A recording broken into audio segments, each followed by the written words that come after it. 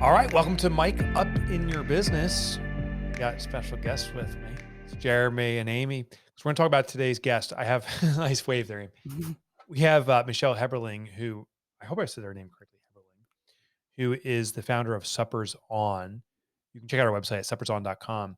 And Jeremy is able to score her for an interview for us because how do restaurants, caterers, how do they adjust to the COVID pandemic? I think what Michelle shares is a pretty interesting approach. So listen on in. Yeah. So Michelle's story I thought was fascinating. I loved how I loved her energy to get started. The fact that she approached every circumstance with optimism and opportunity, I think, was one of the main reasons she was able to navigate what she Yeah, that did. really speaks to the kind of person she is, doesn't it? I mean, and the story then too of her son with this, this injury, life-changing injury, Yeah. um, and she still has that kind of ability to engage and pivot and keep going. Her story was really inspirational. What a cool concept to create Right. these amazing backyard, take me somewhere else kind of places. That's what we needed. That's really what everybody wanted at in COVID times, to be transported out of that mess, and she managed to find a way to do that. It was so cool. I wonder if there's an opportunity for business when you hear people say something like, "I just want to go on a vacation in my backyard," Yeah. like phrases like that, almost that they're saying it in an exasperated way. Yeah. And I'm not. Oh, maybe that's how she thought of it. Maybe people just were exasperated. I know she has people specifically ask. I wonder all of us as business owners if we can just listen for those pain points of our customers that they say almost quippy, and that could turn into a business opportunity. Yeah, exactly. Yeah. It was What was your good. takeaway? Schlown, kablone, Yeah, kapork. this hit He called himself Kapoor. Kapork, by the way, Amy. He's like, I like Kapork? Kapork. He goes, yeah, I go by Kapork because he made that pork roll. And he's like, no, I actually don't like it. So he took it Yeah, back. We're not doing Kapork? Yeah. every it's We're Kaskurt. Just every food that you cook every week will be my new nickname. Yeah. I love that. Ah. It's Jay Kaskirt steak. Good start. Um, yeah, I mean, I talked to Michelle for when I did the pre-interview, probably an hour and a half, and I could have talked to her for like 3 hours. Like, she's awesome. I think, hearing her, it gave me hope because what she said was she's seen so many restaurants in her town, that are failing Mm. or have closed, and so the community has really pulled together, and she said that's the lifeline right now is, like, they're all working together because they see they need to support each other in order to continue this going. So, people in the community are making, um, I don't wanna say goals, but, commitments to, be patrons of the businesses for X Yeah. times per week and things like that. They're using the vendors from the fisheries that go out and do the fishing, and it's just this really awesome community that they I have. love that. Everything she was doing was locally sourced, and Yeah. she had relationships with these people, and she was supporting their small businesses and everything that she was doing. That was so Oh, inspiring. right. That guy he had the fish or The the fish, the crab. crabs, yeah, yeah, Yeah. And he's like, I have to dispose of these. I mean, lost money, yeah, lost waste of a resource. right. And she's like, I'll have them sold by the time I get there. Yeah, And she she just did. stepped up and did it. That's so great. That Yeah, was and I amazing. think the big takeaway too is, like, no matter how many regulations that they create to try and keep these businesses down, she found a loophole. Like, there's a Yeah, loophole, there's a way to work around it, and, yeah, I think that that's really inspirational and really cool the way that yeah. she did. Yeah, I loved her morphing ability. And she kept a big picture in mind too. She's like, I want to franchise this one day. Yeah, Like, and, before she even said that, I was like, "This sounds like a franchise. This could be a franchise. This yes, sounds." It totally fit the bill. I mean, oh my god, I would love somebody like that right around here that could do that. exactly. Jeremy. Yeah, she was like, Jeremy. Yeah, Jeremy. Yeah. "Miss Jeremy, I can send you the book. I have a book at Supper's everywhere on. you have." Yeah. That's awesome. Yeah, but it's just great that she has that model. And I wonder, she didn't speak to this, but I wonder if the fact that that's playing out in her head that this needs to be a franchise model as she evaluates local suppliers and does the things she does, I can only assume that there's consideration for that. How does this scale beyond just, Right. How does somebody else build this out just yeah. like this? Yeah, I like that.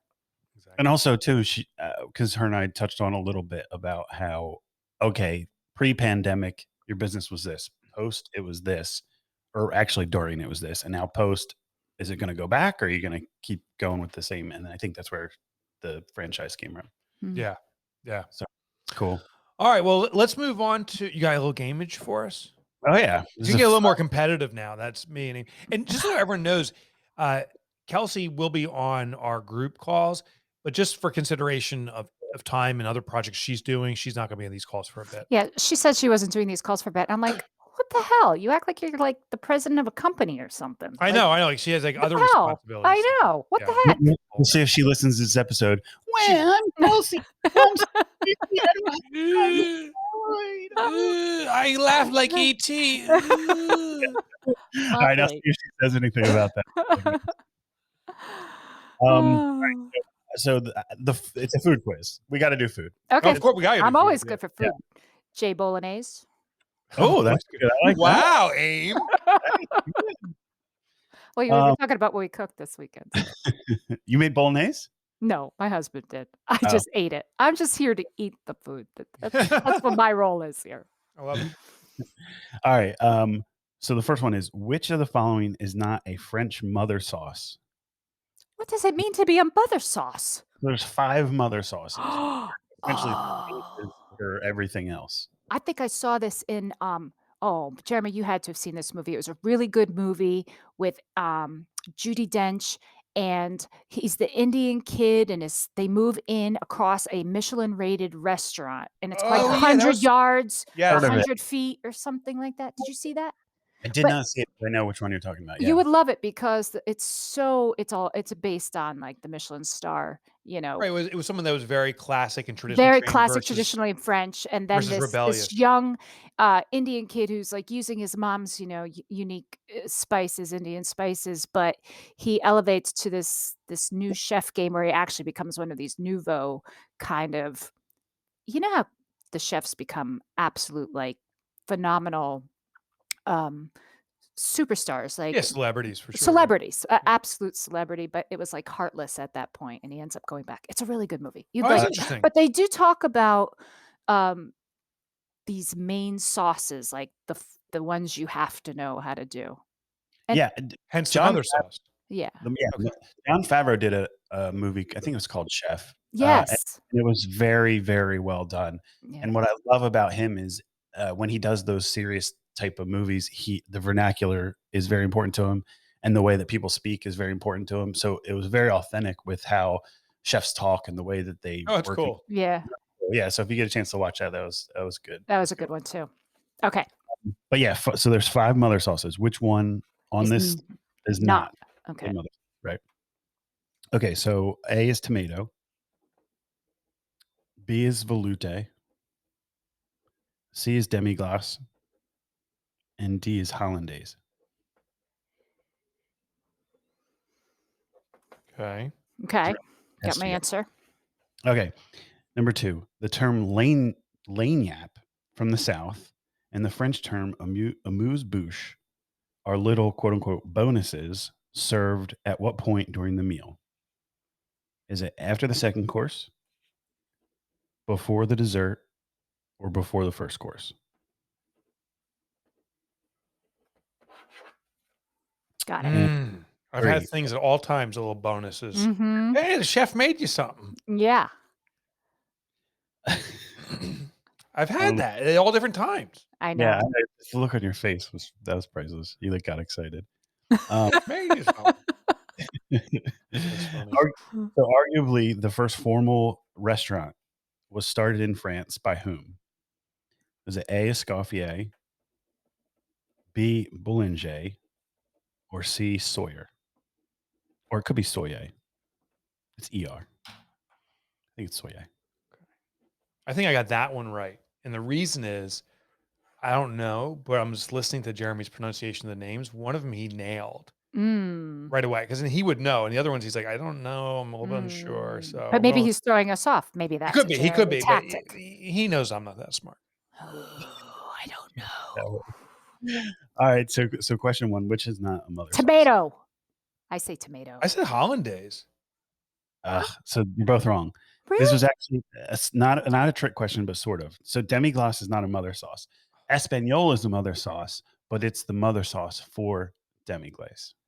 And what Oh. does it mean to be a mother sauce? It's just there's 5 mother sauces. Like So 5 foundations, I sauces mean? that you basically make everything else from, You basically? essentially are like the Okay, starting okay, point. so they're the Or foundational starters. sauces, and then everything is a variant of one of those 5.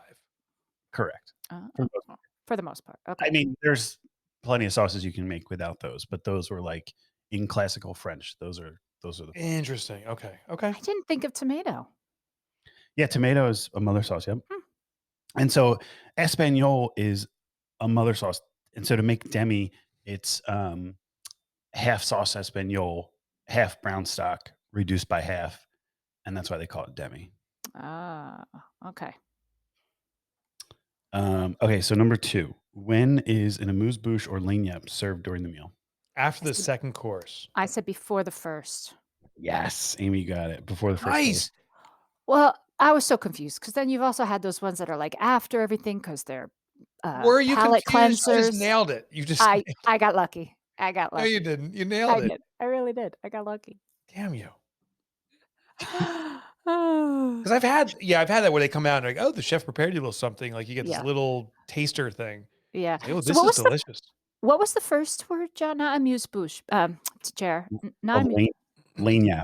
lagniappe. I've never heard that before. Have you heard Well, that before? I've only heard that from this one Southern chef that I worked with, Oh. and he said it's the term they use in the South. So Oh. you might hear it if you go to when you New go to New Orleans. Orleans. Okay. Cool. Oh, New Orleans. New And then Orleans. 3 is the first formal restaurant arguably was started in France by whom? the first guy said a scoffet or whatever. I said the second guy. Amy, you got it. It's Boulanger. Wow. Cameron, you were so Yay! confident in the name for the first fella. That's because he's the father of modern cooking. So he contributed a lot of other things. Like he basically wrote the encyclopedia for modern cooking. Wow. But in 1765, that's when they say that this guy Boulanger started the first actual modern style restaurant. Very Learn cool. something every day. You learn Every something every day. day.